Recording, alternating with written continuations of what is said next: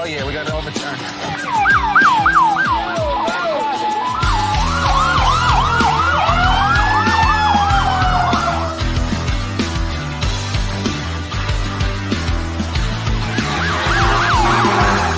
You're listening to the E-Men inside the NYPD's Emergency Service Unit.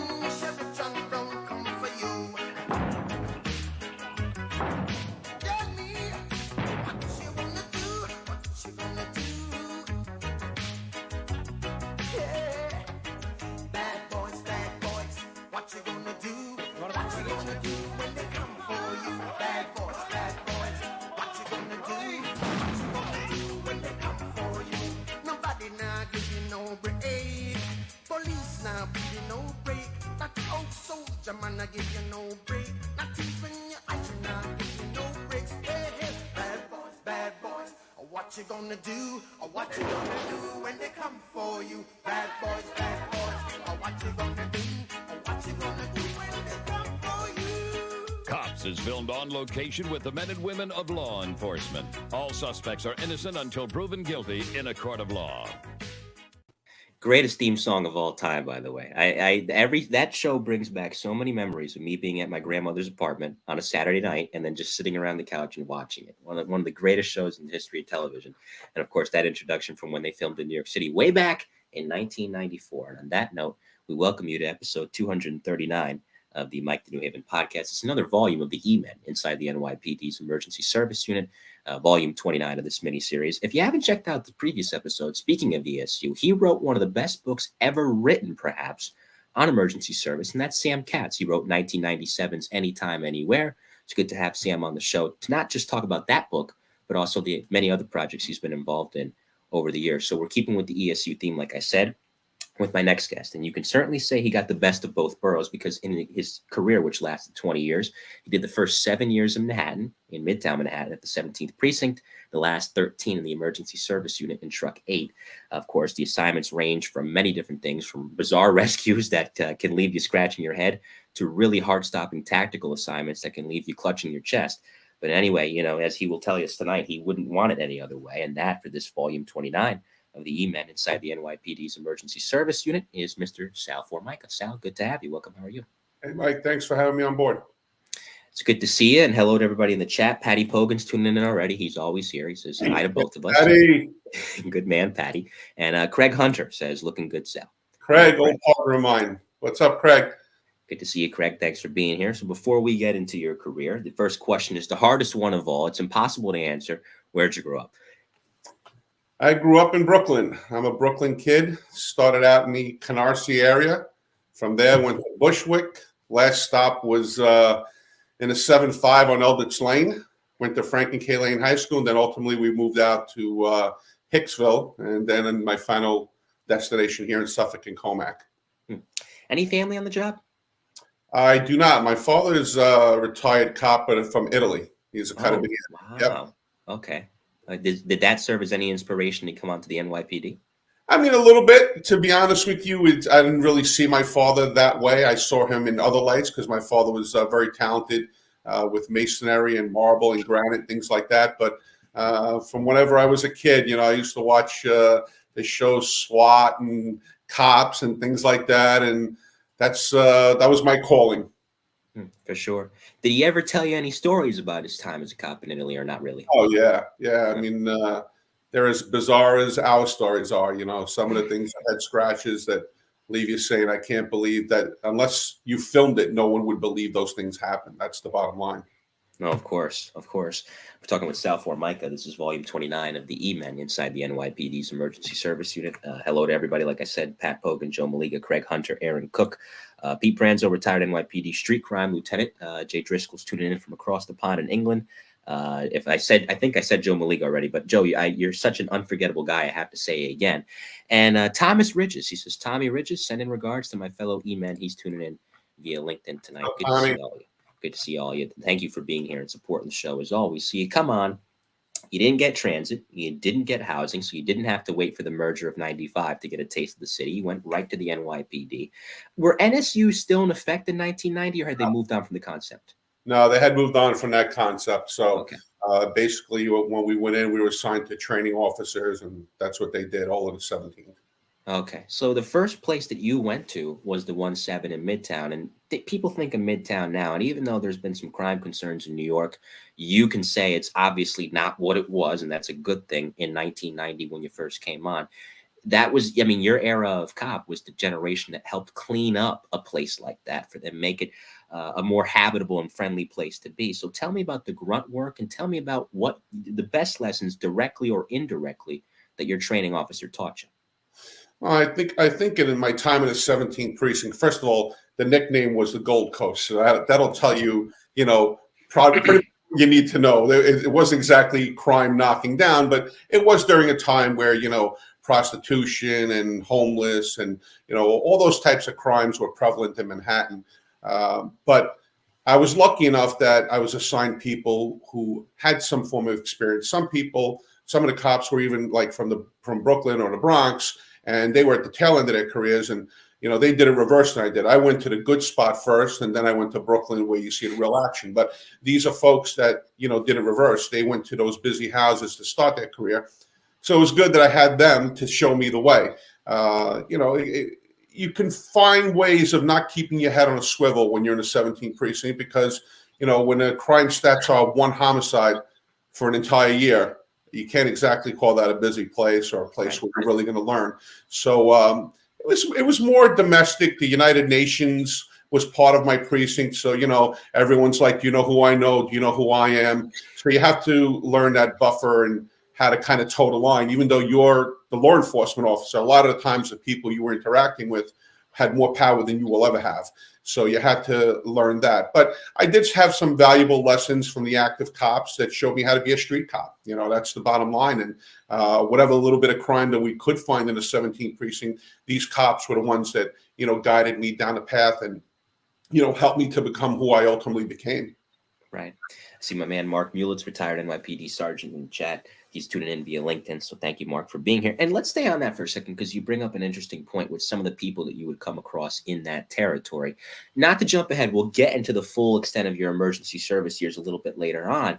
But being an ESU, when you have those EDP jobs, right, a lot of it is talking these people down who are at their most volatile state. How do you think that learning that, for lack of a better way to put it, diplomacy early on in the 1-7 served you well, if at all, later on in your ESU years? Well, I think it definitely helped me, to achieve probably halfway where I needed to be. And then I'm sure Jack Cambria, right? Yep, he's been on the show. Jack had a program that I think, if I remember correctly, we did it out of John Jay.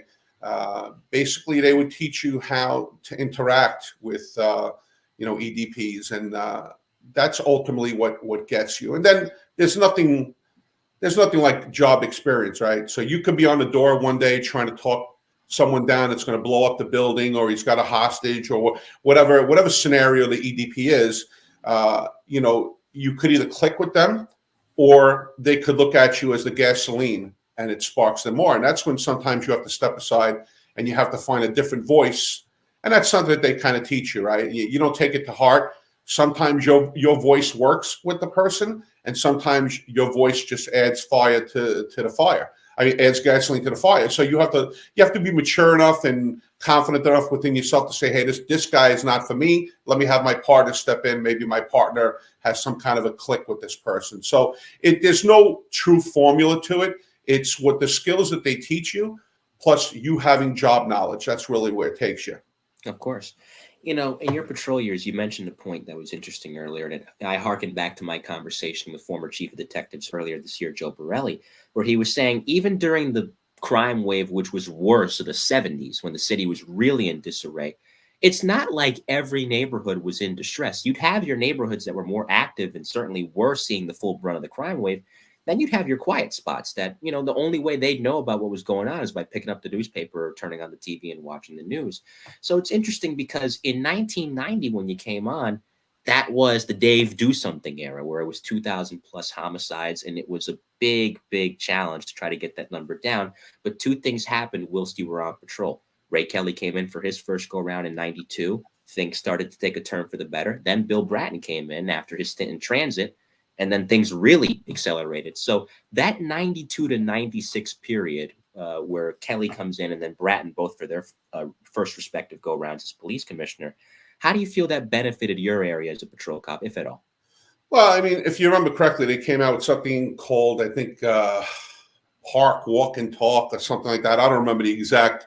They had an acronym for it. I don't remember what it was called. But basically, even if you were in a sector car, they wanted you to park your car and they wanted you to walk up and down your sector, interacting with the shop owners and, showing some omnipresence and, you're one with the people. And let's face it. I mean, we could lie to ourselves and say that the policing in the 5 boroughs is done evenly, but it's not. I mean, that's the bottom line, How could it be? Yeah, it can't be, because what you're going to do is like a precinct like I worked in, the United Nations, right? 17 precinct.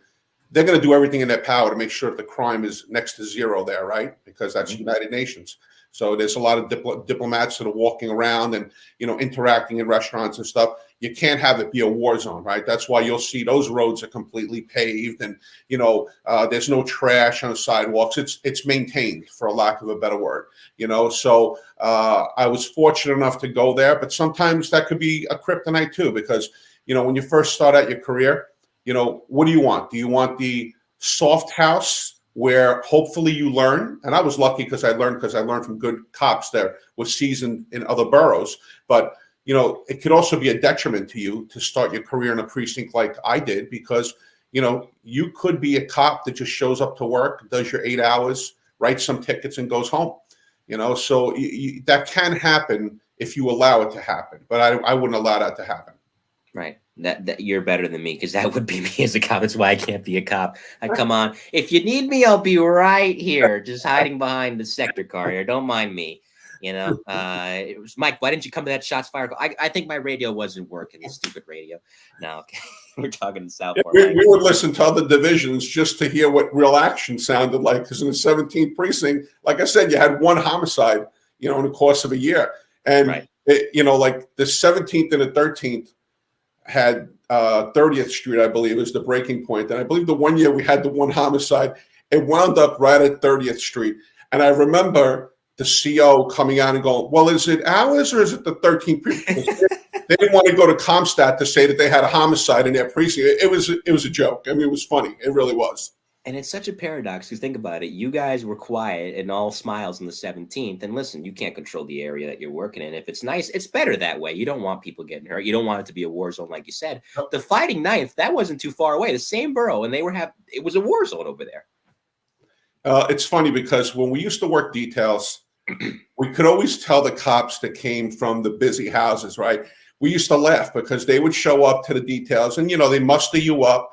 And, you're assigned a sergeant and he has whatever X amount of cops.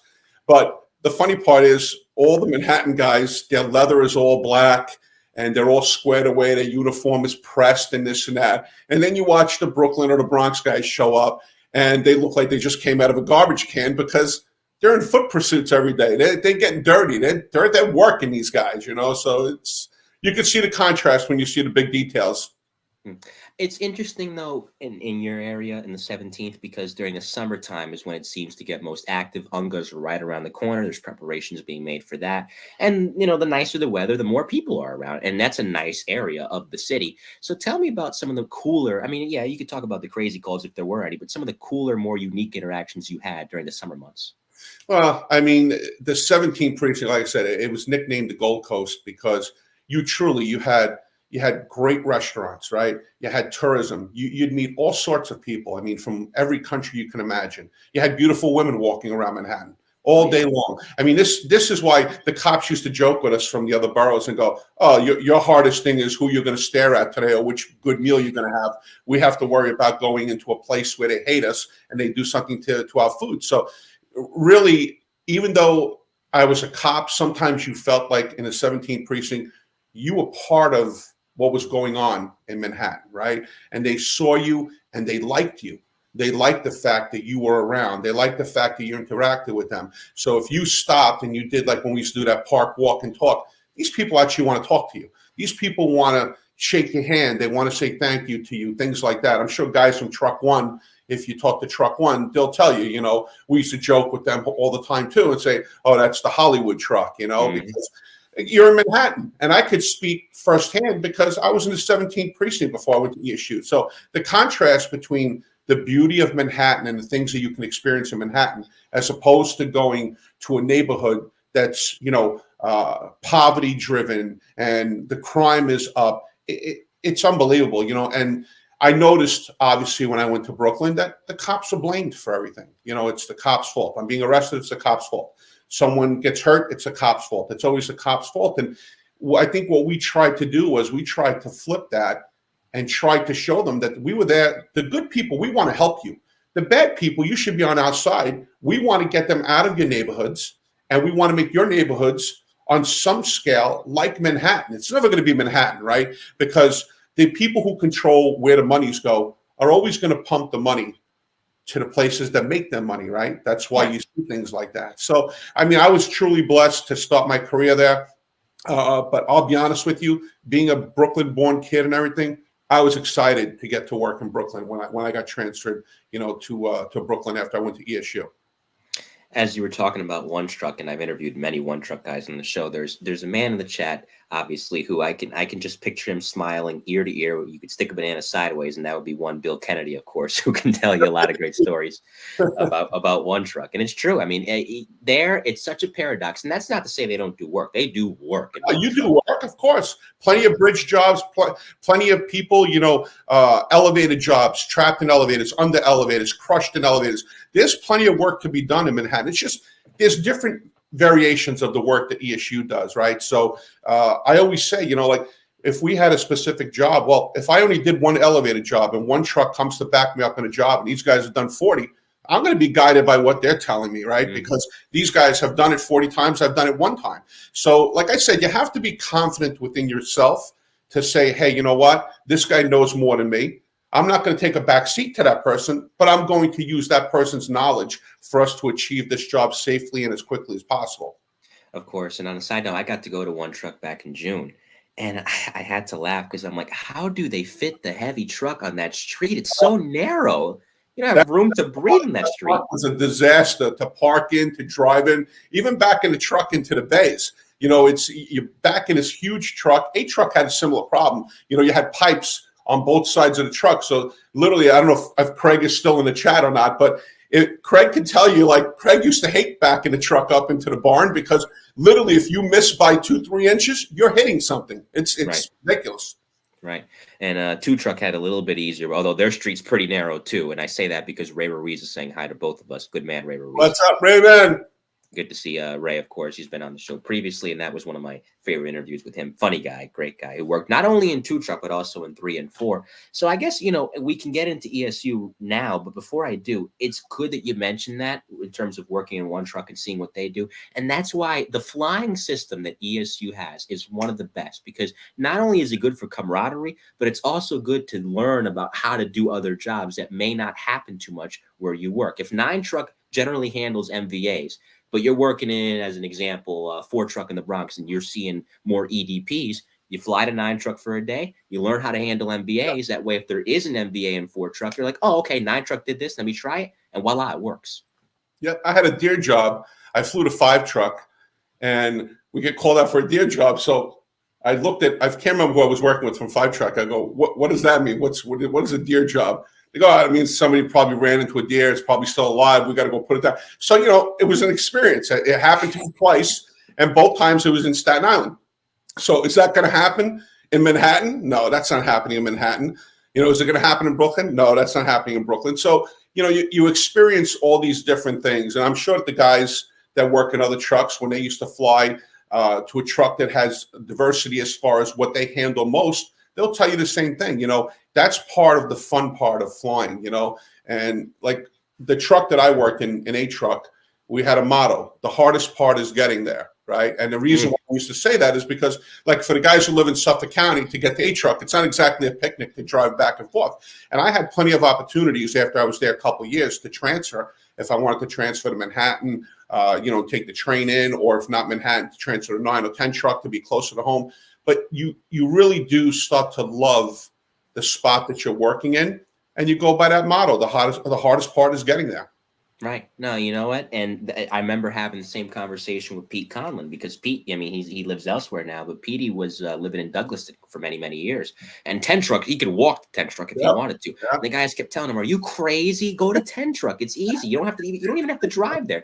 But he loved to. He loved to. He loved where he worked. For him, that's where the action was. Is where we also. 2 truck got a lot of different jobs, similar to 8 truck. You know, you had your perp work, you had your DPs, you had your bridge work. They had everything, you know, pin jobs. So 2 truck was definitely a truck where you could learn a lot. And they got the TCV there, like you said, and of course the RMI that is also there on request. So, you know, 1997 is when you go there, and Pat mentions that he was one of the guys that taught that STS class. And it's an interesting time for ESU. They're coming off the Trade Center bombing of '93. FEMA's starting to sprout up, and we'll talk about that a little bit later on. And also, they just had TWA Flight 800 the year before. So this is perhaps their most, and to that point, their 60-plus year history, one of their more unique decades. And you're coming into the eye of the storm. Tell me about that 6 months. Was it 6 months for you in STS, or was it short? Yeah, no, it was 6 months. And I'll tell you, you don't know what to expect. You know, you hear people that have gone through it tell you what to expect and stuff, but you got some talented guys teaching you there, you know, and Patty's certainly one of those guys. And, you know, whether they were teaching you, you know, building collapse trench rescue, or the hazmat portion of it, or the ROCO portion of it. There were so many things to learn that at times you could feel a little overwhelmed, you know, but these guys, you know, once they rib you at the beginning, you know, it's like anything else, you know, they got to make sure that you're going to be one of them, and that you can take it and give it at the same time. And once they decide that you are that guy, they will do everything in their power, you know, to train you to be the best that you can be. You know, I'm a big guy. I've always been a big guy. So, you know, they used to joke, and they would say, okay, so when we're going into the little spaces, that's not what we call Sal Formica in. But when we need the bull to break the door down, that's what we call Sal Formica in, right? So again, you got to be comfortable within yourself. You got to know what your qualities are, what you're good at, what you're bad at. You know, I mentioned to you once before, I'm not exactly a great swimmer, right? So when we went to the becoming, you know, certified divers, that was a big concern for me, a lot of anxiety for me, you know, because I wasn't a strong swimmer, right? So there's certain things that I am comfortable with, certain things I'm not comfortable with.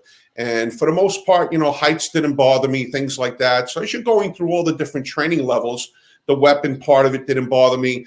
But boy, oh boy, when Sergeant Frawley walked into the class in his calm, collective way with a cup of coffee in his hand, and he'd give you this look and just look around the class, and he'd go, "I'm Sergeant Frawley. I'll be your instructor.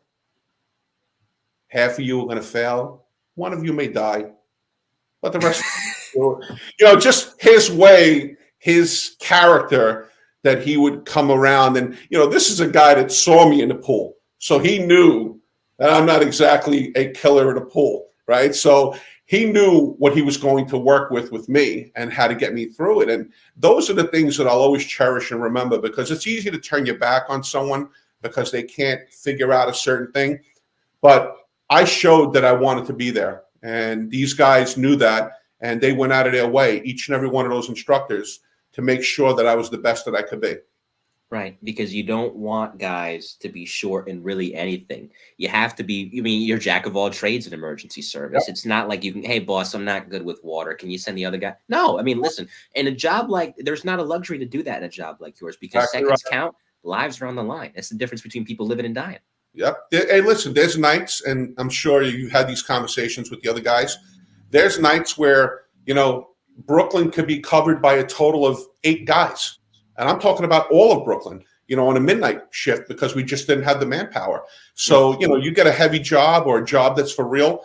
You didn't even have to hear people on the radio say, hey, we're going to back you up. You would turn around and all these guys were here. You know, that's the way ESU, that's what we were all about.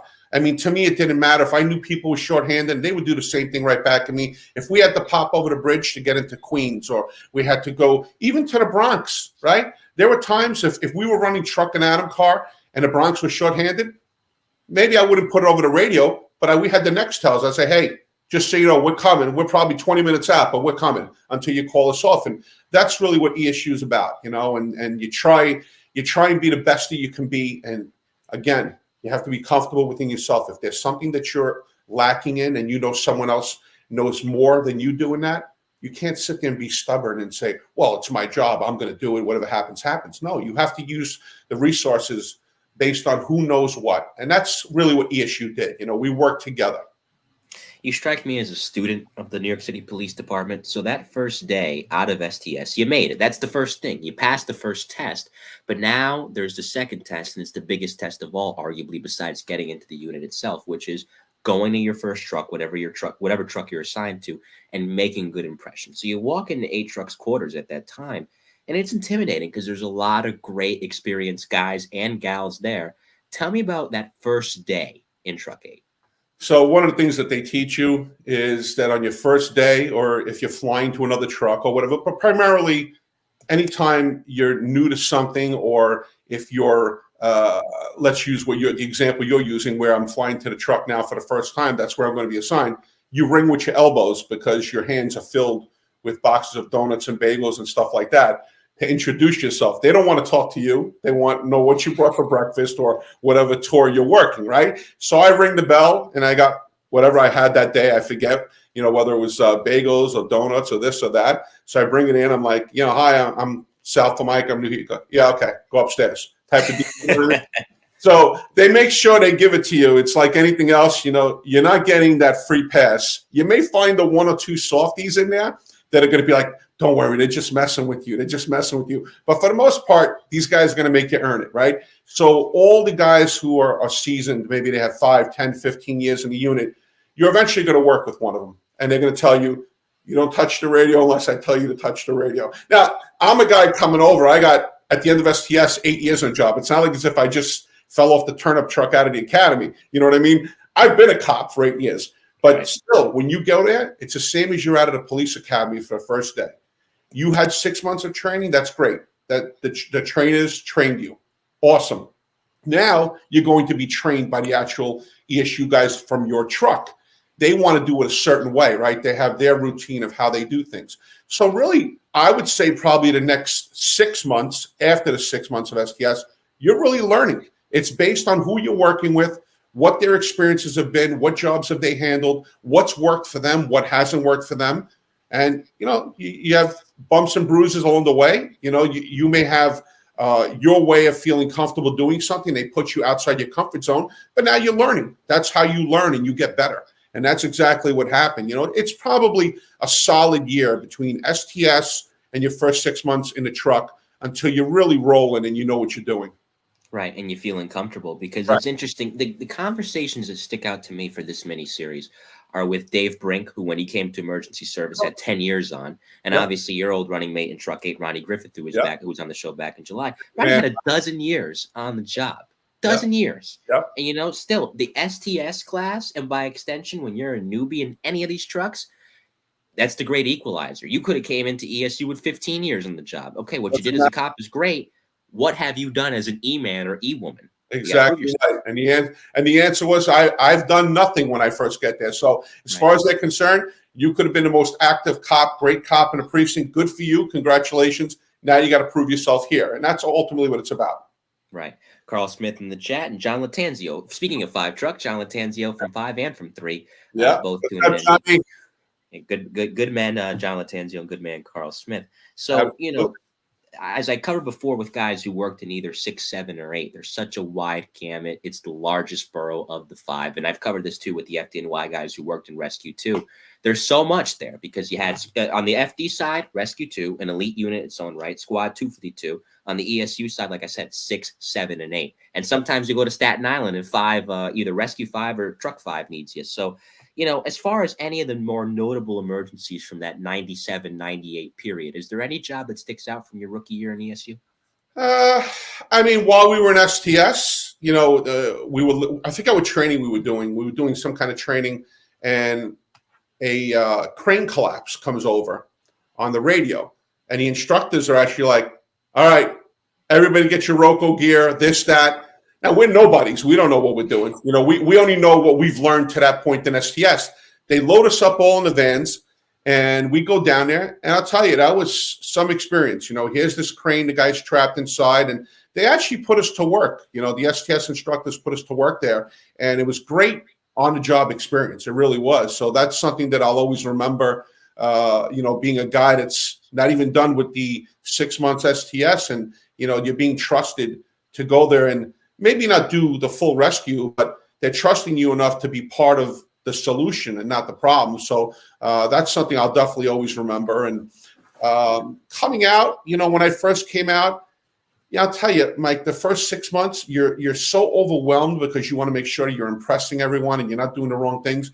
You're just trying to learn. You're just trying to gain as much knowledge as possible, whether it be you go on a dog job and you see how the senior guys say to do a dog job, or, if it's a pin job, the guys that have tricks on how to use the tool that maybe you weren't taught in STS. Because let's face it, the more you do something, the more you're going to learn what, tricks of the trade, so to speak. So it was a lot of excitement. I had a bridge job that I loved, that I was part of that grab. And, probably one of the most notable things when I first got to the truck, I was there maybe 8-9 months. We had just come in for lunch, and we get a jumper. And I want to say the building wasn't super tall, maybe 8 floors, something like that. But we get a jumper. So we go upstairs, and I could see the woman hanging off the top. So now, being new, not new, but being new enough, I'm excited. Oh my God, this person's going to jump. I grab my Roco gear. I don't put it on, but I grab my Roco gear and I run to the top, right? So now I'm starting to get situated, and now she's going to go. She's getting ready to go. So I remember I had that one of those buff belts that you buy that's can be used like in an emergency, like similar to like a Roco harness, but it really is not a Roco harness.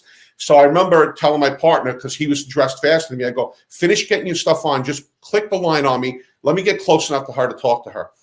And I get closer, and she's like, oh, I'm going to jump. Don't get any closer. But now I'm close enough to look over the parapet, and I see about 100 people looking up, yelling, jump.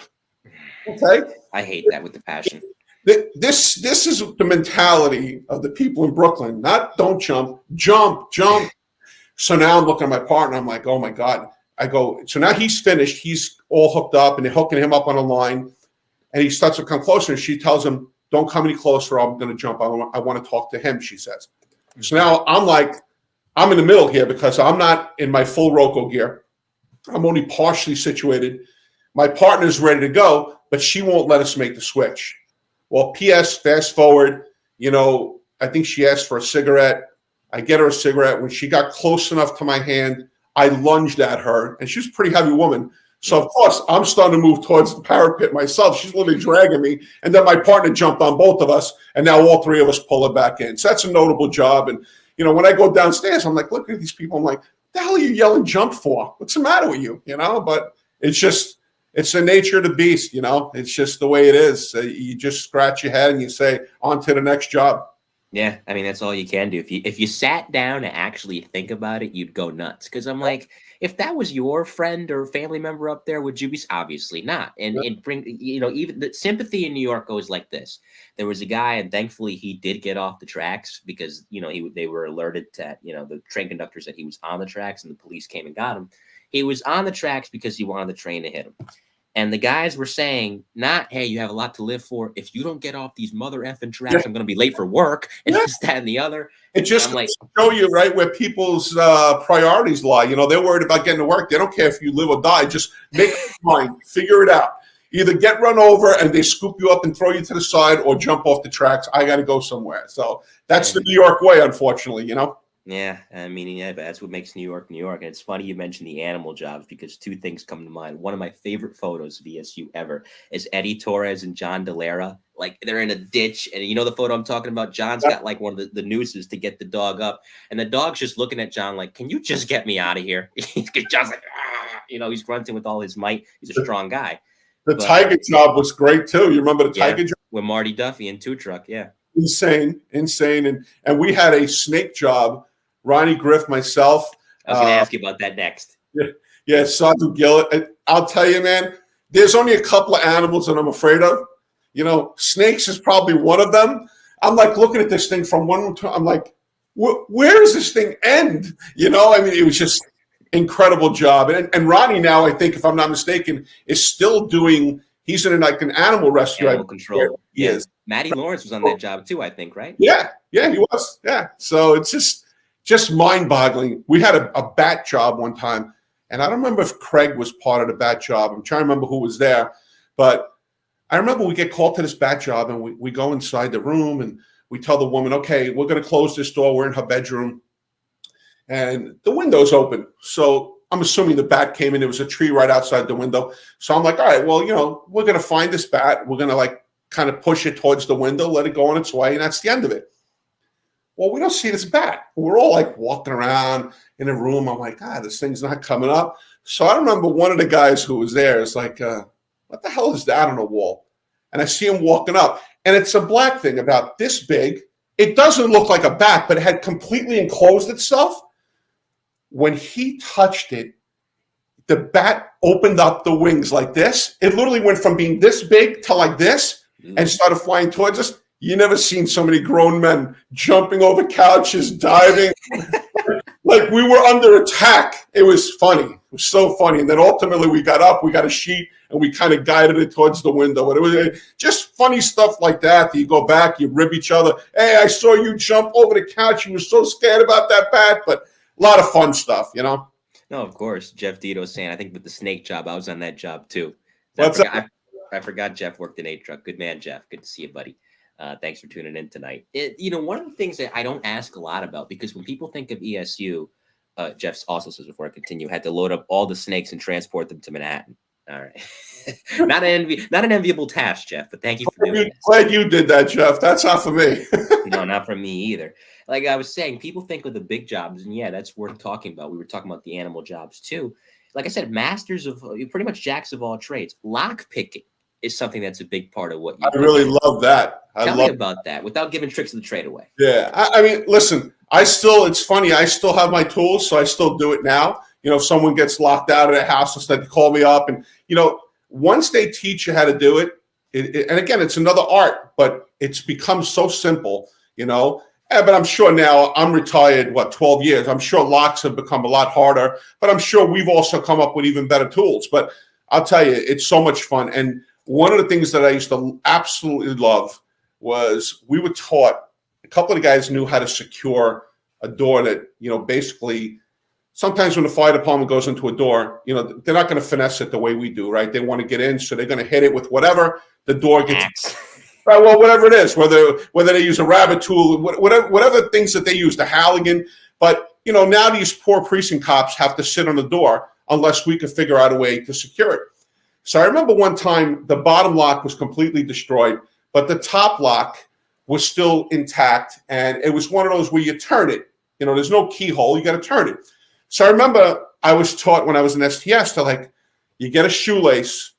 You know, go in the apartment, find a shoelace, put the shoelace around where the knob is that turns, and then put electrical tape. You won't find an ESU guy without a roll of tape always attached to his body. That's like one of the things. Always have a roll of electrical tape. It's like MacGyver. It cures all evils. But I remember going in there, and I'm like, I had never done it before. And I'm like, I remember they told me do this. So I go inside.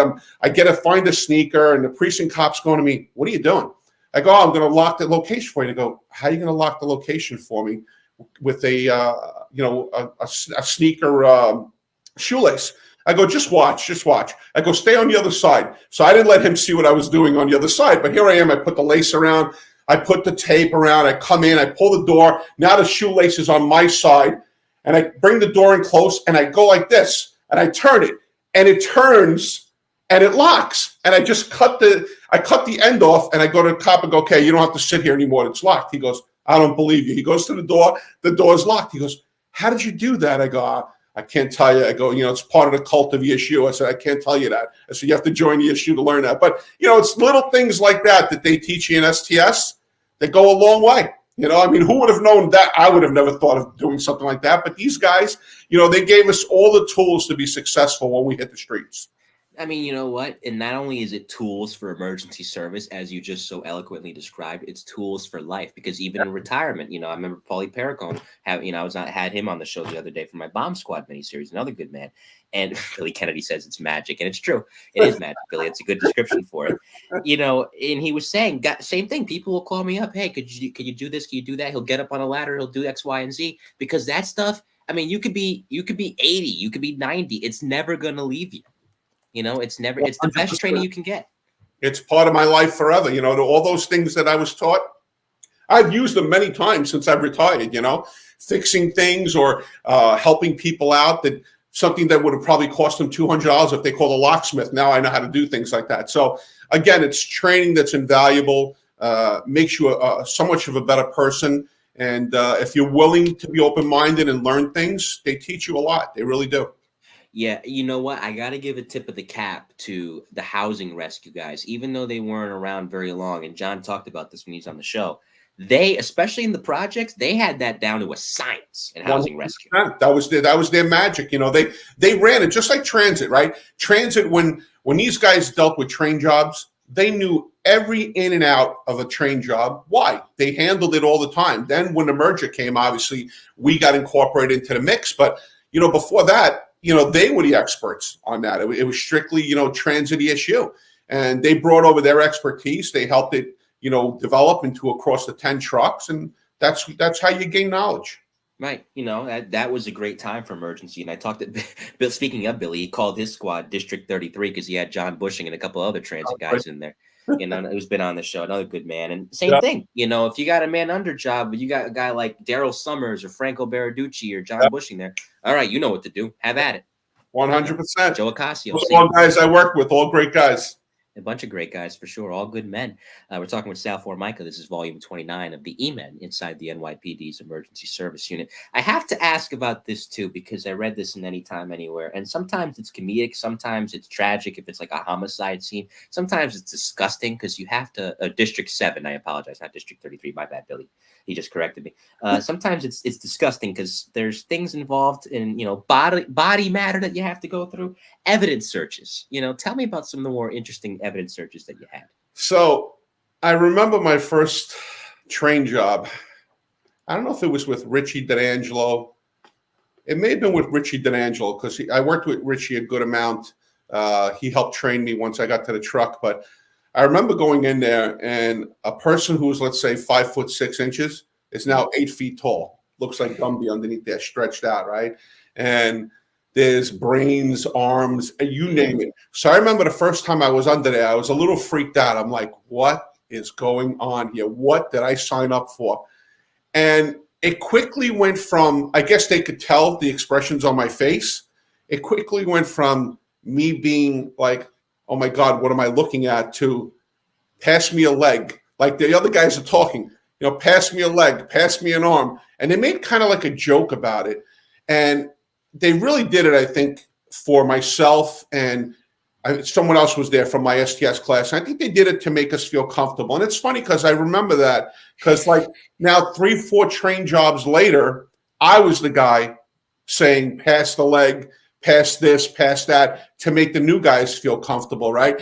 It's very hard to completely disconnect. Okay, when you're dealing with jobs, it's very hard to do that, right? So, and you also don't want to bring that kind of stuff to your home. I remember I would come home, my wife would always say to me, so how was today? What did you do?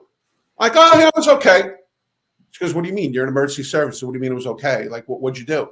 And you don't want to tell them stories like that, because then they're not going to sleep, right? So you have to find a way to desensitize yourself. I mean, there's no other way to put it, right? You have to have compassion in one hand for the situation, but you also, for your own mental health, you have to figure out a way to get yourself through things like this, right? I remember one time I assisted on a elevator job with one truck, and the mechanic that was working on the elevator, and I don't know if there's anybody from one truck that remembers this job, but the elevator that was working on, the mechanic that was working on the elevator, there was an opening about this big, and the elevator was stopped. Now, this is the professional. This is what he does for a living. Well, he must have thought he threw the safety switch or whatever, so that the car wouldn't move, and he was going to crawl out because he needed to be on the outside to fix whatever the problem was. Well, he gets half his body out of the elevator, and the elevator gives and crushes him. Oh. But he's still alive. Oh. He's still alive when we get there, okay? Mm-hmm. So I remember getting there, and here's this person, and he's talking to me. His hands are out. You see his body and stuff. One of the other guys went down below to see what was going on. But we knew right then and there, as soon as we free the car, this person's done, right? Because they're essentially cut in half, and they're being held together by the fact that the part of the elevator car and the floor have kind of singed him together, and half his body is alive, half is dead. So it's things like that, right? Because now you know what's about to happen. So you're having conversations amongst each other and with the bosses that are there, and they're like, hey, look, you know what? See if he's got a cell phone, let him call his wife or his kids if he wants to say goodbye or whatever. So these are things that, we live with. And again, you have to find a way to separate yourself for your own mental health purposes for the things that you're seeing, right? None greater than 9/11. Anybody who was there would tell you, the things that we saw upon arrival, from people jumping out of windows and stuff like that. It's something nobody should see, right? That's the bottom line. But we know what we signed up for. We weren't signing up to go to Club Med. It wasn't, you're laying on the beach and they're bringing you pina coladas. We knew we were going to see the ugliest of the uglies. But I don't think anyone was prepared for what we saw that day. I don't think anybody was. We'll get into that in a second. And John brings up a good point in the chat. And John, you read my mind because I was thinking the same thing. I've always heard of space cases. That was a space case, but not on a train. It was on an elevator instead. That's basically a space case. Space case, same thing. He twirls around, right? The car drives. The car comes on the platform, and the person gets twirled almost like a corkscrew, right? Yeah. So they're alive, but as soon as you put the airbags and you separate the car, it basically becomes a pile of mush. It just drops down, and the person's DOA. But again, when you're there, you're having a conversation. This is a human being, right? And you're having a conversation with the person. The person's alive. If you didn't know what you were looking at of the situation, you'd be like, oh, there's nothing wrong with this person. But the reality is the person's on borrowed time. And it's just, at what point, unfortunately, the old saying, the show must go on. Well, in the subway system, whether someone gets run over by a train or a space case, they got to get people moving. They don't care. They don't have that compassion factor, right? So they want us, hey, let's wrap this up. Get the bags, separate it. He's gone anyway type of deal. So, there's a comfortable buffer there between us dealing with the person who's about to lose their life and New York City's rules. So, the thing that I always harken back to, there was a great show called Homicide: Life on the Street. I don't know if you remember. It was a great show with Baltimore, the police department's homicide unit, a fictionalized version, of course.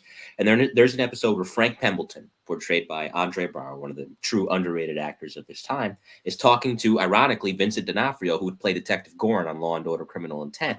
And I that episode to this day has stuck with me because I've always thought, if I was in that situation, I'd rather go to a job kind of like the one that Franco and the EMRU guys had in Cops, where the guy was already dead, because I wouldn't want to know. And I hope you understand what I'm trying to say with this. And I'm sure you do, as do you guys in the chat.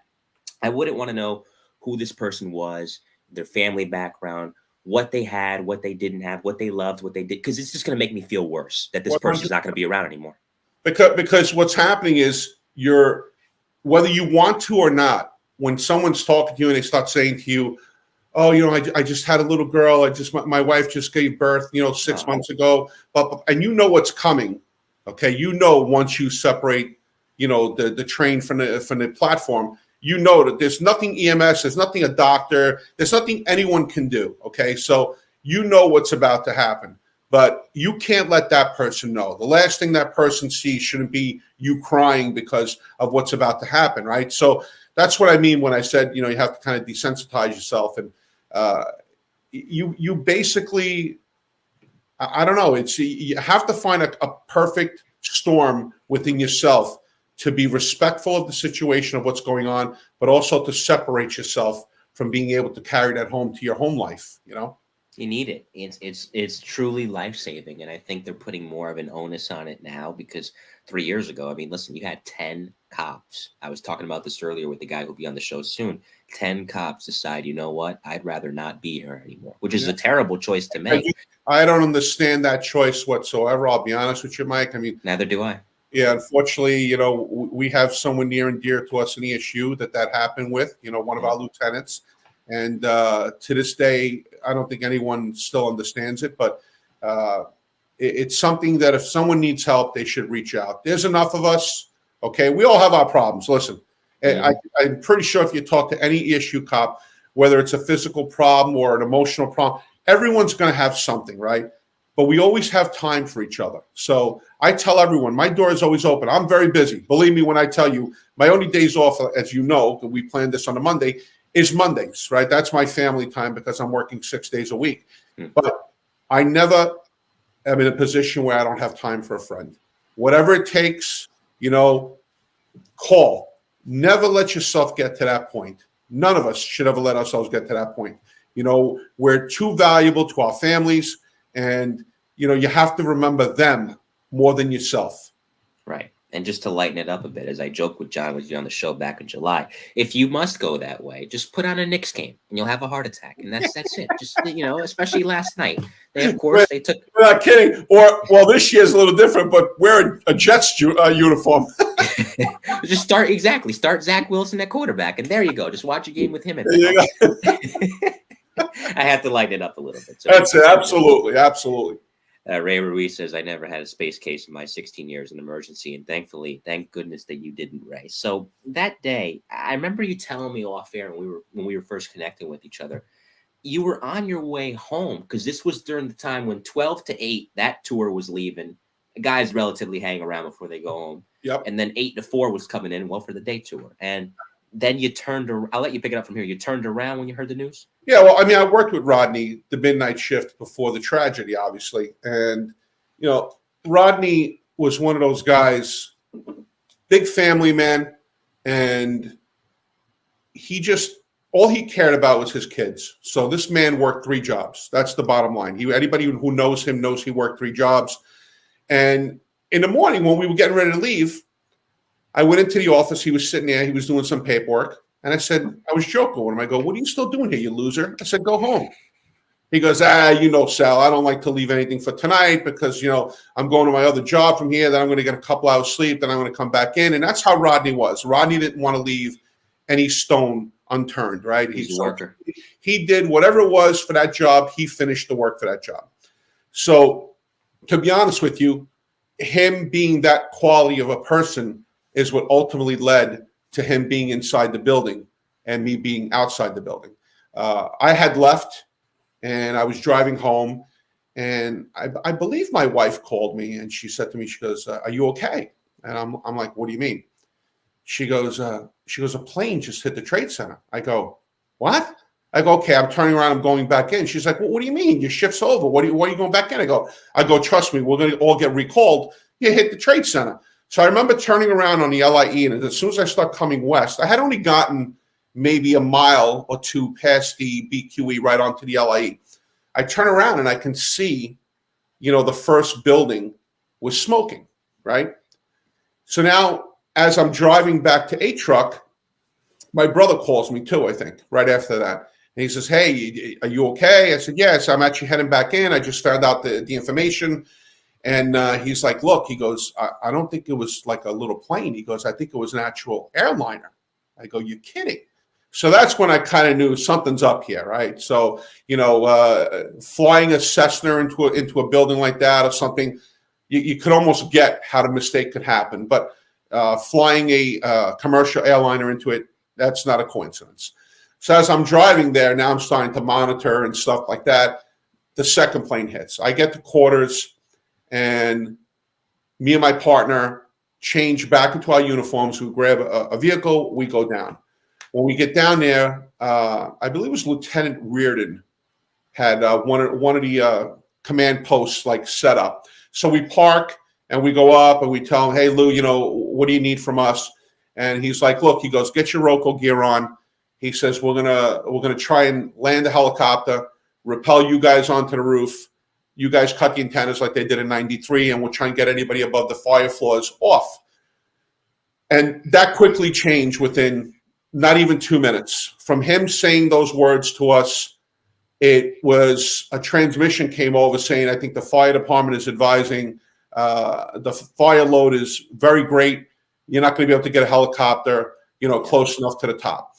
So at that point, I could hear Rodney making transmissions on the radio. And I think the lieutenant told us, look, then just go in, we know now there's something going on, some kind of terrorist attack. Let's go in and try and get these people out to safety. Well, that probably 5 minutes, if you want to call it, of indecision or a switching of the game plan is probably what saved my life, along with Dave Adams and Joe Tenorello, who were the three people that were together for that. Because once we got into that mode and we started to walk towards the building, that's when we kind of heard that loud noise. It sounded like almost like the Concorde was taking off. And we're like looking to our left and our right, and we're like, what was that? And then I just looked up, and I couldn't believe what my eyes were registering. It was mind-boggling what I was seeing. And we literally turned around because we knew it was coming at us, and we started to run up that block. And we got about halfway up, and we were just whisked, like almost like someone picked us up and threw us. Mm-hmm. And I remember crawling on my hands and knees. The three of us had kind of interlocked our hands, and we crawled until we found a piece of glass. We broke it. We went inside. It wound up being I think it was a pizzeria or something like that, close to the Trade Center. And we washed our faces, and we covered it. I can't remember the name of that movie where the volcano erupts, and we're like covered in ash. We were like all gray, every one of us. So we washed our face, and we're like, did we all just see what we think we saw? We were like, couldn't figure it out still. Like, we saw it, but we didn't want to believe it because, how are you taking down the Trade Center, right? So now we come back out. We start to go back towards the command post, and the second building comes down. Mm. So it's, yeah. I'm sure guys could tell you a lot of stories, but we heard the transmission from Rodney. I forget what floor he was on. 20. This was when the first one fell. And he had said he was meeting a lot of resistance. I guess the fire load and everything was pretty great. And then that's when the transmissions went silent. I think in the video that Arlene Harrison put together, where it's you guys, Maddie, Ronnie, and another gentleman. I didn't get his name. He was a black gentleman. He spoke with an accent. You might remember who I'm talking about. Curtis Garvey, maybe? Curtis Garvey. Yeah. And he was saying that Rodney said, because he was on the 20th floor, I think his team, and if I don't have this right, correct me, because I don't want to get this wrong, was Ronnie and Santos from 7, and I think Paul Talty and Tom Lane going from 10. It might have been his team. I don't remember, to be honest with you. But that could be possible. One of the guys in the chat area may have better details on that. I do know that, like I said, the reason he was in the building was because he was a stubborn guy and he wanted to finish all his work because he would have been on his way home too, and that 15, 20 minutes would have been a difference between being alive and falling victim to 9/11. And but that's who Rodney was. He was one of those guys who he couldn't do enough for people. I mean, he really was. And I love the guy. Anybody who worked with the guy, loved the guy. That's just who he was. And it's a memory of him in my mind always. He will always be imprinted in my mind. Yeah, he was a great guy. And John Coughlin, who was in that tower too, I think he was also in a separate stairwell on the 20th floor with his team of guys, I think, from 3 and 4 truck. Same thing. You talk about, people have told me, and I know to some it may sound cliche, but it's not.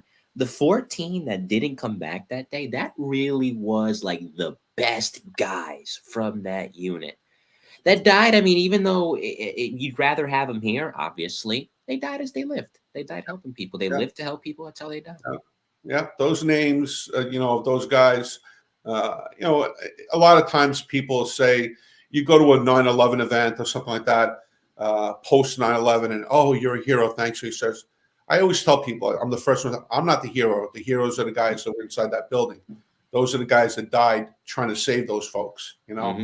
Those are the people we should cherish their names forever and never forget them. Right. And last note on that before I continue and talk about FEMA and a little bit about the sniper team is that they ended up those two teams on the 20th floor. Who knows how many people they saved from floor 1 to 20 that are still with us today because of what they 100%. did. 100%. Listen, the proof of that day's events, like I started out when I said, I don't think anybody expected what happened to happen that day. You had all the brain trust of the FDNY, right? And these are people that know what they're doing, know what they're talking about, a lot of years of experience. They set up that command post at the base. Yeah. Okay. Do you think any of those people thought for 1 second that that was going to happen? You would never endanger your entire organization, right? No. So this was truly a thing that no one could have expected what happened that day. No. We got the worst case scenario that day. Mm-hmm.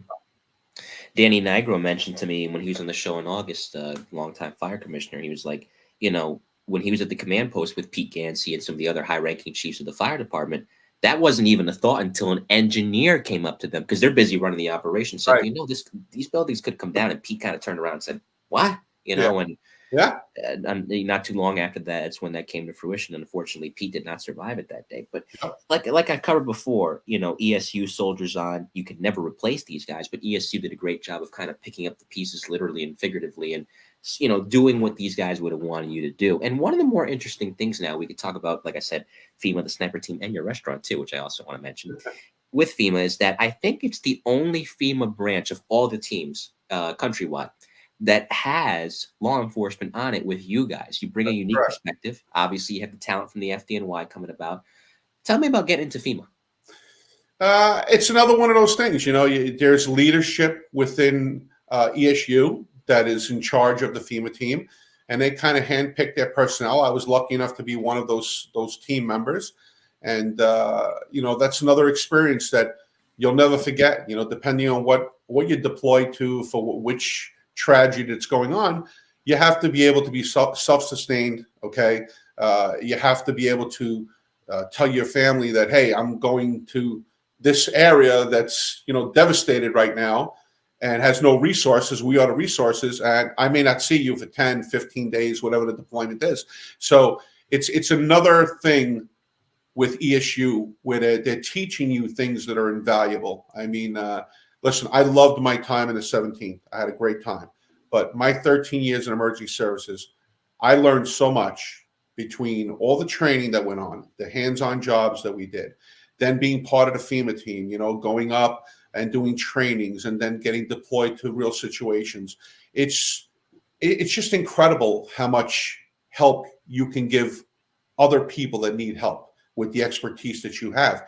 And, there's always something for everyone. I remember one of the training exercises, I don't remember if we were in Buffalo, I forget where we were, but just to set up the deployment is incredible to watch. If someone was to videotape one of the setups, once you get there and you just park all the vehicles and you start breaking down to set up, it's just an incredible thing to watch. I mean, if you've ever watched them take, a rink from a hockey rink to a basketball, imagine that 10 times magnified in an area that's been devastated.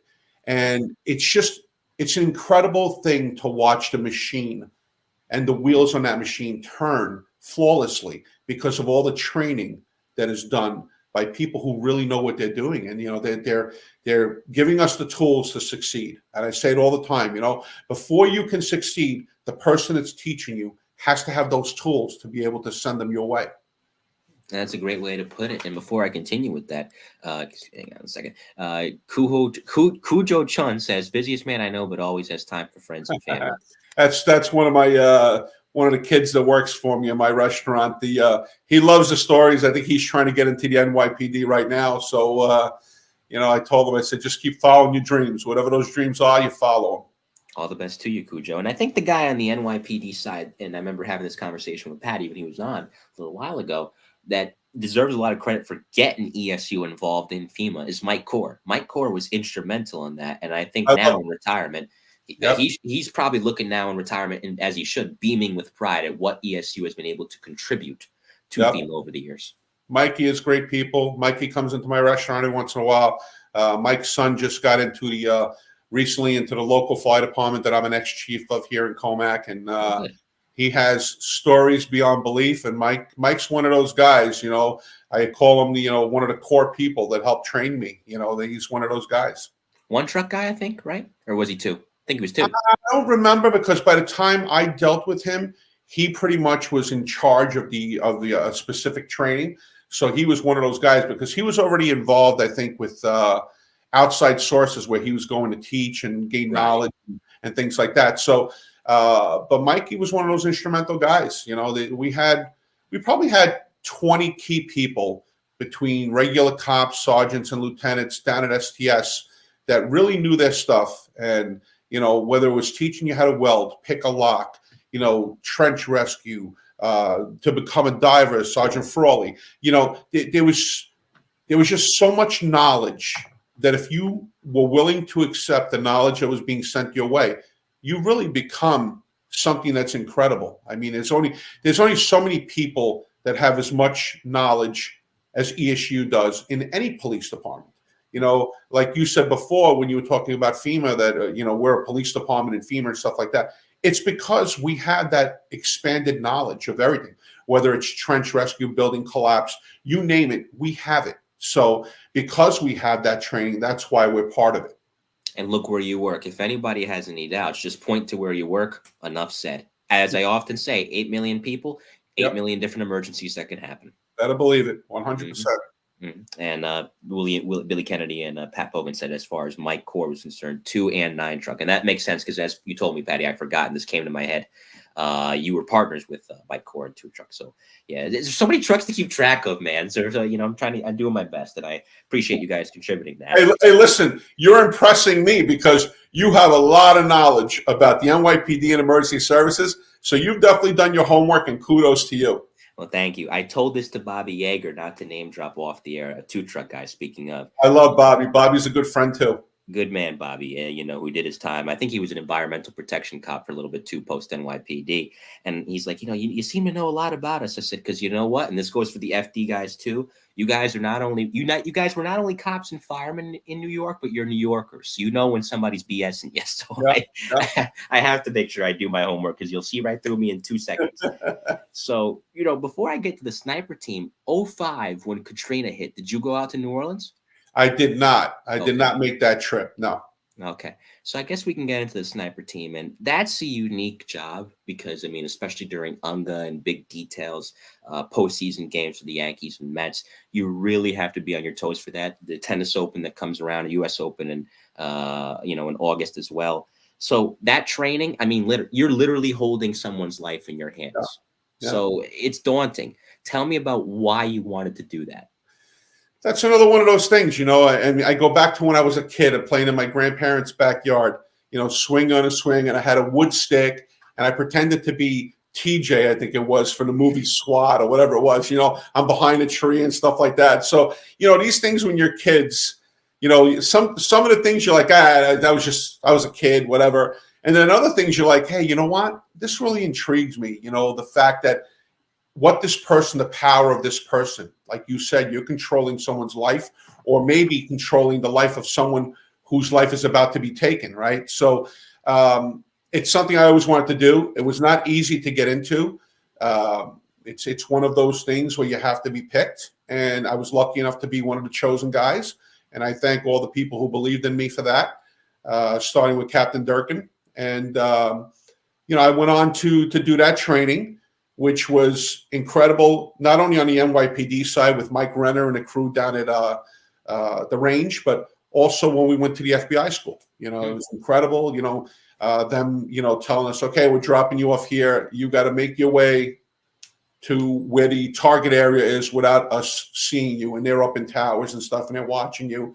And they give you 1 bullet each, and you and your partner both have to take the shot, and you have to neutralize the bad guy, you know, which is a silhouette that's like 600 yards away or whatever it was, you know, with the person being held here like that. So your shot is right here. And, you know, guys like Mike Renner, I don't know if you know who Mike Renner is, but heard the name. Yeah, Mike, incredible weapons guy. And a lot of what I became with the sniper rifle was 100% him. So, I thank him for that too. And like you said, having the sniper rifle opened up a lot of other things. When I first got into the issue, I believe Lieutenant Stokes used to run the UNGA part of it, and we were part of everything. Stairwell details, you name it, we were part of everything. So I got to do all of that, which was a lot of fun between the cat cars and the stairwells and things like that. But now when you go to the counter sniper team, now it's different. Now you're not one of the guys in the cat car. You have your sergeant and 4 guys in the car. Well, now you're not part of that. Now it's you and your partner, and you're up on the top, and you're kind of the overwatch, right? You're the overwatch, watching not only for the principal, but for your own guys.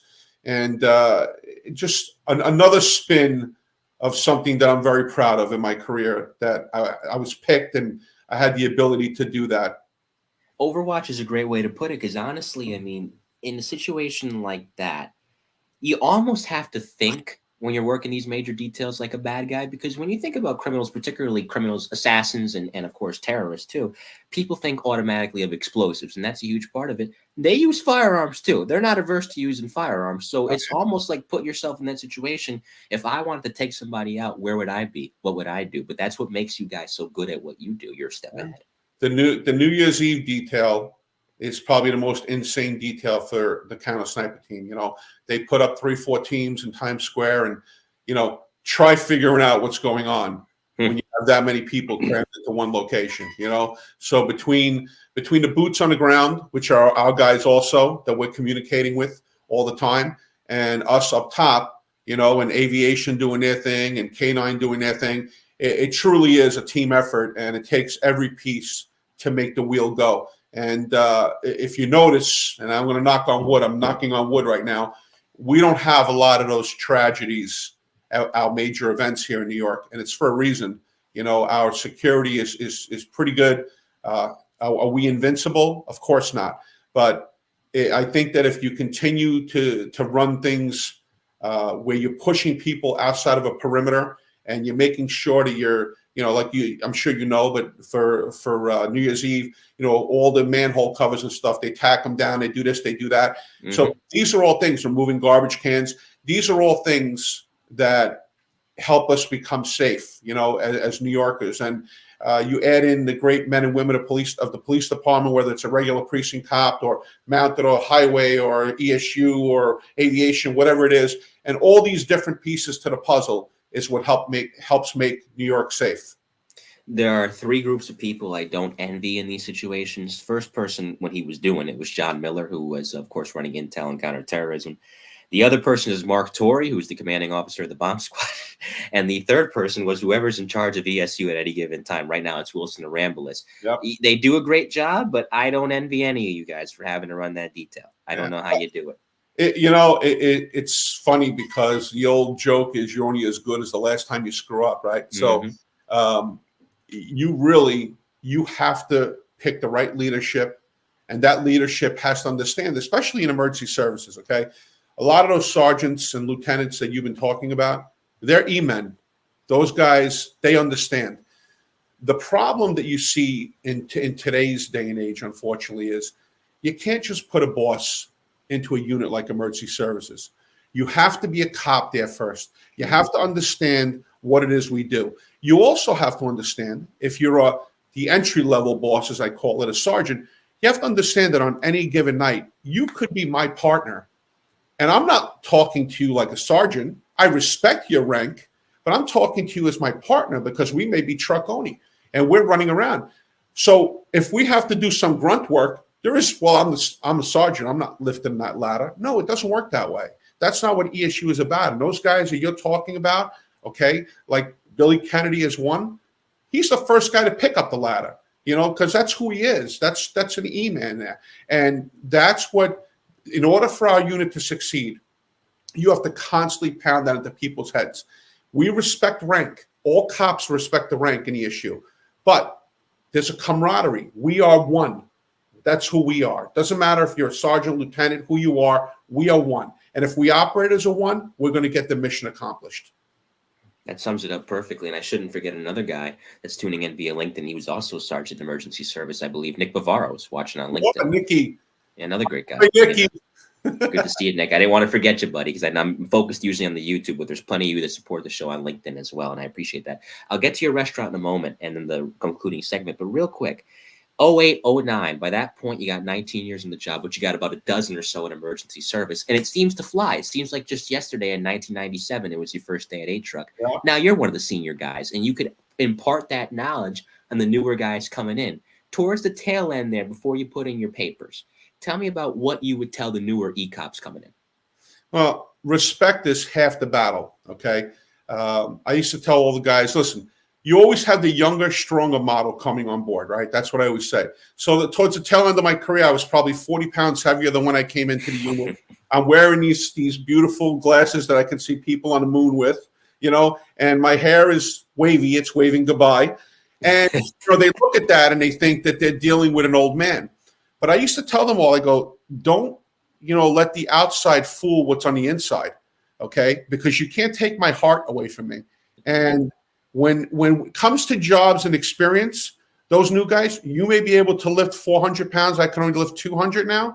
But I guarantee you that the finish line, I'm going to get there faster than you are, and I'm going to get there a lot safer. That's why I used to tell them, I go, keep your mouth shut and learn, just like I was taught. You got to keep your mouth shut. It doesn't matter. Listen, you may be 10 times the ESU cop that I was 5 years from now, 10 years from now. But now when you first come into the unit, that's the time to keep your mouth shut. I tell everyone, God gave you 2 ears and 1 mouth. There's a reason for that. You got to listen twice as much as you talk. Right. No, that applies for anything. Lieutenant Bavaro. There you go, Lieutenant. I want to make sure I get his rank right. Thank you, Billy. Once again, I gotta send Billy a gift or something because Billy's and Ray Ruiz too. They're saving my bacon tonight with some of these actual. all good men. That's why. You know what? They don't want any thanks. Those guys are E-men for life. For sure. You could never take that away from them. So, just briefly, you put in your papers in 2010.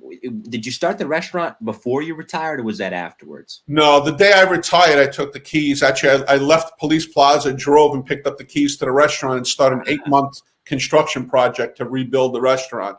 But I'm going to, just to backtrack, Dave Holinsky and a couple of the other guys were there the day I left. And you saw a 45-year-old man crying like a baby as he was loading his stuff up into the car. And Dave came over to me and said, it's going to be okay, Sal. It's going to be okay. You'll be fine. And I'm like, but you don't understand. This place has been my life. I've laughed here. I've cried here. I've eaten with these guys. We've had meals together. It's like losing a family member when you retire. Yeah. It really is. But then, you know what? My distraction was I got the keys to the restaurant, a lot of stress to build the place, a lot of money, 8 months, a broken partnership 8 months after that or 9 months after that. But I'm still standing. I don't know for how much longer, because to be very honest with you, I'm tired. I'm working harder now than I was ever. And I tell everyone who comes into my restaurant, and they tell me to compare the two things, ESU and a restaurant. I go, it was easier getting shot at. To my friend Joel Gargiulo from NBC, there you go. Like, what, you're right there in Northport. This is a great story. You can get that soundbite for NBC. Do the story. I'll have to send it to her when we're done. But it's such an interesting thing too, because you had the invisible bullet, as Dermot Shea called it, and this was true, and he was right when he said this, of coronavirus. The last couple of years, and we're going to plug the restaurant now, Scotty. Of course, it's Sal's of Smithtown, I believe. Sal's Restaurante and Bar. Sal's Restaurante and Bar. Yes. Yep. Definitely want to plug that. We don't want to leave that plug not in this show. Of course, we got to include it. And you had the invisible bullet. You had trying to get through and run a business. Running a business, period, is hard, but running it through a global pandemic is much, much harder. How'd you get through it? Not easy, I can tell you, because my restaurant is not set up or built to do a lot of volume of takeout. And basically, Corona made all these restaurants on Long Island, and I'm sure in the city too. I actually feel bad, worse for those guys. Those poor guys lost their livelihoods completely because the rules in the city was so much stricter. But we had to reinvent ourselves. We went from a tablecloth restaurant where people are expecting, a 5-star dining experience, to now we have to start packaging meals and selling like a pizzeria sells. It wasn't easy for a number of reasons. Not only the volume that you're doing of takeout and how fast people want it. Everybody wants to pick up takeout in 10, 15, 20 minutes. But more importantly is the ingredients that we use in my restaurant. These are quality ingredients. I'm selling 16-ounce veal chops. I'm selling 7-ounce lobster tails. Things of that nature. You can't get that in a pizzeria. You're getting chicken parm, penny vodka, things like that. So now you have to completely reinvent yourself. And I got to tell you, my staff did a great job. We got through it. I couldn't have done it without them. My family was there, working tirelessly to make sure that everything was getting done. They knew I was stressed out beyond belief, but everyone came together and helped out. It was fantastic. And you know what? Now we're still standing, thank God. And I'm glad to hear it. Billy Kennedy says best veal chops in the city, and I'm laughing because besides that, Scotty Wagner, retired NYPD, originally with the housing police, later retired as a detective in Manhattan and was a hostage negotiator. He says, anything on the arm. Mr. Arniamo. So you'll have to visit Scott. You'll have to go out there to Smithtown and see for yourself, my friend. And Ray Ruiz and Mark Mulitz, too. Shout out to Mark providing the important updates. Rangers 2, Devils nothing. There you go. The Rangers who killed me. Now all we got to hope is that we blink our eyes and the third period is over because they blew a 3-0 against Edmonton the other night. I'm thinking to myself, and Edmonton's a good team, but I'm like, as I recall it, I don't think Gretzky, Messier, and Coffey and Curry are on the ice. No, I don't remember seeing those guys out there. But the funny part is the Oilers had just gotten beaten by the Islanders and the Devils. They both got trashed. So I said going into the game, because I'm a Rangers fan, I go, this can only spell death for the Rangers. And then they're up 3-0 and they blow it anyway. Go figure. And they'll get it going though, because for me, they've been playing for the most part pretty well. They just haven't had any. The puck hasn't been going in, so hopefully they haven't had that puck luck that they had last year. They're a little snake bitten. They're missing opportunities. They're having mental lapses. But like you said, it's like anything else. The talent is there, right? A team is what gets the job done. They're not functioning as a team now, and that's one of the things. ESU motto was team concept. And I live and die by that every day. Well, hopefully some of the ESU guys can go down there and talk to them and talk to the Knicks and talk to the Yankees. I'm a Yankee fan too and a Giants fan at that. Because, my goodness, Panarin scored the first one, as Mulitz told me, and Mika the second one. Okay.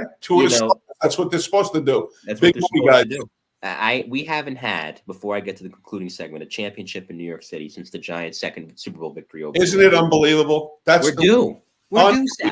It's unbelievable. Too long. And I say this often, and I will never forgive her for this. And she knows this because I've told her, and she laughed, which broke my heart even more. 2009, diehard Yankee fan. Yankees it was a school night, game 6 against the Phillies. I was begging my mother to let me stay up. But, I told her, I won't give you a hard time in the morning. Just let me stay up to watch the whole game. She didn't. And I thought, okay, when they won, they'll probably win it next year. 13 years later. Yeah.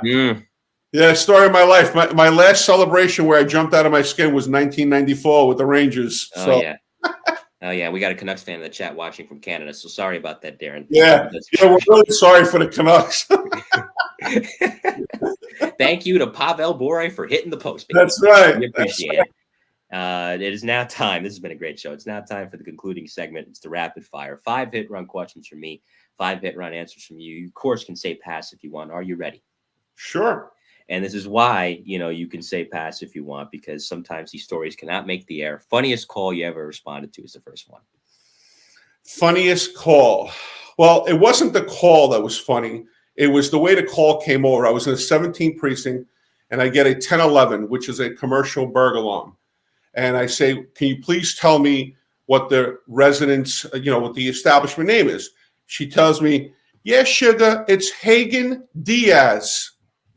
I'm looking at my partner. I said, we know our sector pretty well. I go, what the hell? And then I took a step back, and I'm like, is she trying to say Haagen-Dazs? So I get back on the phone with the dispatcher. I go, Central, are you saying Haagen-Dazs? Oh, yeah, sugar, it could be Haagen-Dazs. That's what she said to me. She made me pee in my pants. I'll never forget that. That was the funniest. So it wasn't the actual call. It was the way we got the call. No, and at least she was good about it. She could have been nasty, but she wasn't. No, let me tell you, those people were hardworking too. And, they try to look out for us as much as they could, Very nice of her. Second most uplifting call you ever responded to? Most uplifting call I responded to. I don't know. I mean, there was so many different things that happened in my career. I would probably say that one time I responded to a church call, again, when I was in the 17th precinct. And there was some kind of a disturbance or fight in front. So once that got taken care of, we went inside, and the pastor of the church was there, and he invited us in. And I saw a whole bunch of kids, that was sitting there playing literally with cardboard boxes, like shoe boxes and things like that. And, the pastor was like, these are all people who are coming into this country. They're impoverished and stuff like that. And it really moved me that these kids, a box was like what made them happy, playing with a shoebox. So I don't know where they came from or anything like that, but that definitely inspired me to want to do even more. And me and my partner the next night came back, and we had some like stuffed animals and things, and we brought them and we dropped them off at the church. So that inspired me to be even a better me. I guess that would be one of them. Third, best advice anyone ever gave you? Best advice. Okay, so when I have to laugh because I tell this story quite often. It's borderline embarrassing. But when I was in the 17th precinct, as a punishment, unfortunately, I used to get punished a lot because I used to like to try and buck the system. And I got put in a Cuban mission, which is on 38th Street and Lexington Avenue. And I remember coming back one night after working, and I tell the senior guy, listen, I don't know how much longer I can do this. I don't want to give in to the boss. I said, but I'm like falling asleep at night and stuff in the box, So he's like, listen, he goes, I'll give you a little advice. He goes, if you get caught, he goes, and you're asleep and a boss catches you, when you open your eyes, before you open your eyes, go like this. I go, you want me to do the sign of the cross? He goes, yeah. I go, why? He says, well, because it's a religious thing. They can't do anything to you. So a guy who wound up becoming the commanding officer of ESU has the duty that night. His last name is Gianelli. So I'm in the box. It's 4 o'clock in the morning. I'm asleep. I'm like this in the box. I'm sleeping. And I hear, whoop, whoop. As I'm opening my eyes, I go like this. And I come out of the box as he's coming to scratch you. They go around to check. So Gianelli looks at me and goes, were you just sleeping in that box, officer? I go, no, sir. I was praying to the Lord Jesus Christ. He goes, pray on your own time. So just hysterical. So the best advice I ever got was how not to get jammed up. Do the sign of the cross. Fourth, and there's a lot of them because you worked in the 17th precinct for 7 years, and there's a lot of great spots in Brooklyn too. And you have, besides your own, favorite bar or restaurant in New York City? There was so many. I mean, we used to go to Sutton Place in the 17th precinct, and Eamon Duran's, and all those places. I think most of them are gone now. I don't even know what's left over there. Eamon Duran's, I think, is still there, but Sutton Place. In the 17th, it was almost borderline bad to have those good bars in there, because what happened was all the cops would come get off duty from the 4 to 12, and they'd go for drinks within your confines. And then when things start to go bad and you're responding to calls, you're responding to other cops being inside the bars. You're like, oh my God, Central, show me with a flat tire on the corner of whatever. And you didn't want to have no part of it, Right. Not fun. Just go home. That's it. Oh my God. Fifth and finally, knowing what you know now, if you can go back in time and give advice to a younger version of yourself, what would you tell a young Sal Formica? I would say to take your health and make it priority one, because without your health, you don't have anything. One of the main reasons why I left the job was I kind of let myself go. Like I said, I gained about 40 pounds. It's very important, especially if you have aspirations like I did to go to emergency services. You have to be fit, okay? That's the real deal, that unit. You could flub by if you're in a sector car your whole career. You could, especially if you're working in a cupcake house, all right? You could get by a 20-year career and it doesn't matter. But when you're in ESU, you have to stay fit. You have to make sure your health is number one priority, because if you don't have your health, you can't help other people the way you should help them. And I would probably tell myself that. I was always a student of the game, so to speak. what the police department was. And I always kept my head on a swivel. I knew all of that. But unfortunately, you know, as I let my health go and I started to gain weight and things like that, it's a reality check. You know, I probably could have done another 10 years, to be very honest with you. But the reality for me was it's a young man's game. I wasn't young anymore. I was starting to break down. And I said, okay, it's time to pursue my next dream, which was to be a chef owner of a restaurant, which, you know, God has blessed me, and I've done that too. So I've fulfilled a couple of dreams from my childhood. So I'm very happy with that. But ESU will always have the biggest part of my heart when it comes to all the jobs that I've worked. It's just an incredible organization within an organization, and a lot of great friends I've made there that still to this day, if they hear that you fell and you scraped your knee, you're getting 400 phone calls. So it's just, it's incredible. The camaraderie is amazing, and it's something I will cherish for the rest of my days. Thank you very much for being here. This was a great show. I really loved it. Stick around. We'll say goodbye off the air. Shout out to everybody that tuned in tonight. You know the deal. I don't shout out anybody individually, not because I don't want to, but there's so many of you, and I always feel bad when I miss one of you. So thank you to everyone via LinkedIn and, of course, via YouTube who watched tonight, and those of you who will watch the replay as well later on. Coming up next on the Mike Daniel podcast, two interesting guys. The first one, he spent his entire career in Brooklyn as a police officer and later detective. He was in 3 shootings, including one in his rookie year, one 5 years later in 1986 in a car stop, and one which led to him being promoted to detective in 1993. Eric Fries is his name, so he'll join me. Should be a good show. And then Friday, a lot of you guys in ESU know him well because he taught the HNT course. He wasn't an E-man himself. He was housing. Scotty Wagner, you worked with him in housing. Mr. James Shanahan, for Volume 4 of Talk to Me, Life on the NYPD's hostage negotiation team, one of the true great negotiators, and a great sense of humor. So he'll be here for that. It'll be Friday at 7 p.m. Eastern Standard Time. We were talking off the air today, him and I know it's going to be a great show. I really look forward to both of those shows. In the meantime, on behalf of Sal Formica, this has been Volume 29 of the E-Men inside the NYPD's Emergency Service Unit. We will see you next time. And as the E-Men like to say, anytime, baby. Let's go Rangers, and good night. Thanks, Mike.